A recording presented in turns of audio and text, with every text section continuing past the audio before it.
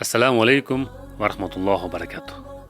Alloh taolaga behisob shukrlar bo'lsinki, bizlarni yana bir bor muborak Ramazon oyiga yetkazganligiga.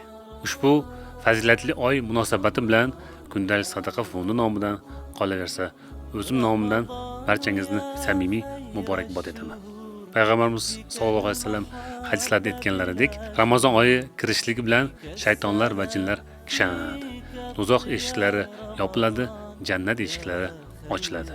Ya'ni Ramazon bu tavba, ibodat va yaxshiliklar uchun eng zo'r imkoniyatdir. Yana boshqa bir hadisda payg'ambarimiz sollallohu alayhi vasallam aytadilarki, kim Ramazonda iymon bilan va savob umida ro'za tutadigan bo'lsa, uning barcha gunohlari mag'firat qilinadi.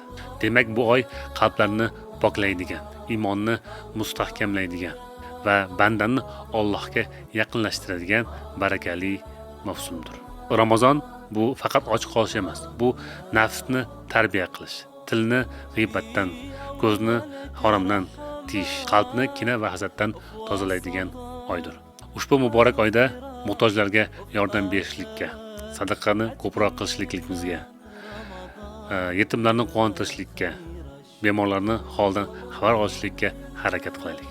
Chunki bu Ramazonda har bir qilingan savob ishlar bir necha bor ko'paytirib beriladi. Ramazonda behuda gaplardan, foydasiz mashg'ulotlardan, ortiqcha ijtimoiy tarmoqlarda o'tirishlardan o'zimizni saqlaylik. Ko'proq ibodatga, Qur'on tilovat qilishlikka va ko'proq savob amallarni, savob ishlarni qilib qolishlikka harakat qilaylik. Duolarimizni ko'proq ko'paytiraylik. Alloh taolo tutgan ro'zalaringizni qabul qilsin.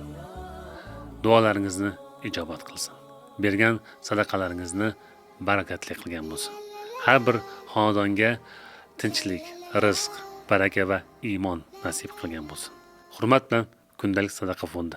Barchangizga Ramazon muborak bo'lsin.